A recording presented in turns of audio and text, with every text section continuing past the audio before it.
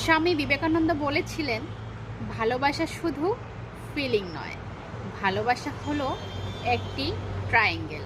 মানে ভালোবাসায় আছে তিনটে গুণ আর তিনটে দিক। প্রথম অ্যাঙ্গেল হলো ভয়হীন ভালোবাসা।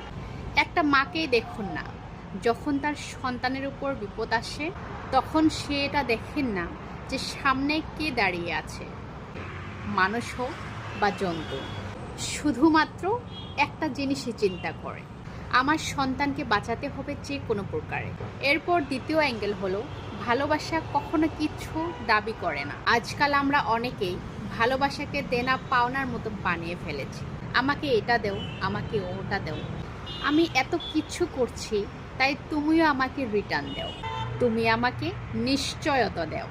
ভালোবাসায় শুধু চাওয়া থাকলে ওটা ভালোবাসা বলা যায় না, ওটা চাহিদা। ভালোবাসা হয় তখনই যখন আপনি কিছু না চাইলেও আপনার ভালোবাসার মানুষ আপনার জন্য কিছু করে।